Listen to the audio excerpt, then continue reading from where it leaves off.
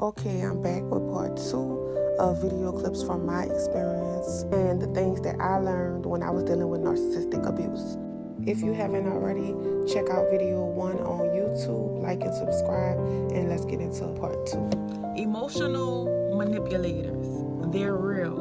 And I just wanted to put that out there because a lot of women don't even recognize when they're being manipulated. Okay, let me give you an example. And looking back at it, it's energy draining. It's like they want to feed off of you being upset. They want to feed off of making you angry. They need your energy. They want your attention. They want you to think that they want you so you won't move on. Especially if you decided to go no contact and trying to heal and move on with your life. You're moving on with your life. You're doing good. You're happy. Then all of a sudden, here come the manipulation. Text messages and you getting phone calls. They miss you and they want you, but they really don't. They just need to feed off your energy. And if they know you're not about to entertain them, they're going to try to make you mad. And they go a little something like this. I knew you been messing with somebody else. How long you been messing with them? What it's meant to do is it's meant to be convincing so that you could feel like, oh, he want me. No, he don't want you. He playing with you to keep you from moving on. Because guess what? When you bring up the issue of what he doing wrong and how y'all might could fix it, he not gonna want to talk about that. He just want to aggravate you and keep saying little shit like, I knew you been doing this and I knew you been doing that. When in reality, he's the one who's been doing all that. So don't fall for the manipulation. Stop. Just ignore the shit. So at this point, I had done learned the games that they play. I had done did my research. I had done learned what I was dealing with. Now it was time for me to tap into why all this was happening. You have your daddy. You never knew your daddy. Your daddy was not in your life. Your mama ran the streets. Your mama was on drugs, alcoholic, whatever. Abandonment issues. So you didn't receive all the love that you should have received as a child. When you did find love, what you thought was love, because it probably was a little bitty piece of love that wasn't love, you grabbed onto it and you held it with dear life. When they switch up, then what? You don't want to let go. You know why you don't want to let go? Because of your abandonment issues.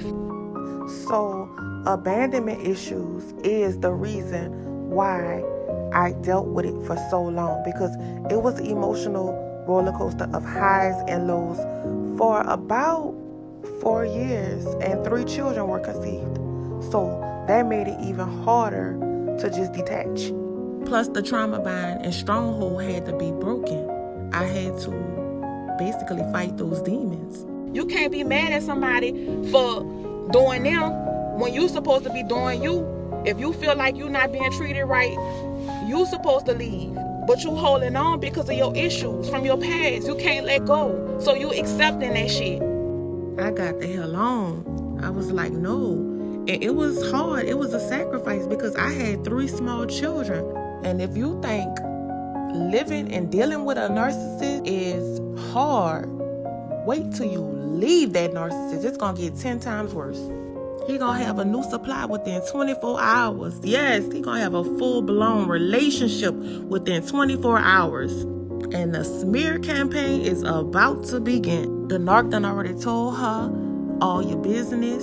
The narc done told her you crazy. The narc basically got this new woman against you. He's using her. But she haven't realized that yet. And in my situation, this one had the audacity to come for me. So I had to let her know. Worry about you. Worry about your kids. Worry about what your baby daddy doing for your kids. Stop being so concerned about the baby mama because that's not your fucking business. It's really not. It's like, I don't know, it's like certain women be mad. Like, what you mad? What? It's pulling from you. It's pulling from your household. That's what it is. Oh, well, if you ain't want a nigga who pay child support, if you ain't want a nigga who take care of his kids, seem like you should have picked a different nigga. I know he takes care of his kids, bitch. This nigga probably get the kids every other weekend, bitch. The baby mama is raising his children. So why the fuck is you worried about how she's being financially compensated? Bitch, worry about you. You get your financial compensation and stop worried about the baby mama and what the nigga doing with her and thinking he doing too much and all this. No, he's taking care of his fucking kids. Now, bitch, you get taken care of. And baby, this was only the beginning. If you want part 3, like and subscribe. My YouTube link is in the bio at Nola Girl Boss 504.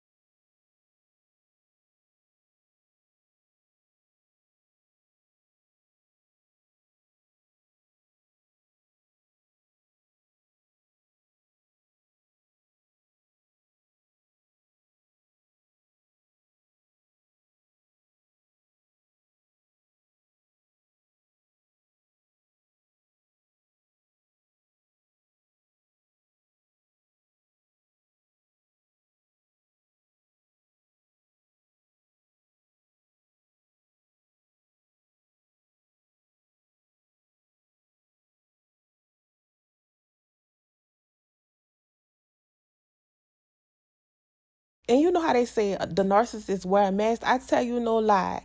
This man come from a good home, a mother, a father. This man pretended to be street. This man pretended that he understood me. This man pretended like he was like gangster. And he wasn't. And the crazy part about it is I didn't want him to be gangster because I always did like men who work. I always did like hardworking men. And yeah, I messed with plenty of dudes who hustle, but I always got into relationships with men who had a job. But the whole point is, honestly, that man couldn't handle me. I'm from New Orleans, and the type of men I'm used to dealing with is a whole different caliber. This man was from Georgia, grew up with a mama and daddy, and here I am, like a hood chick, just over the fake phony shit. I just had to explain who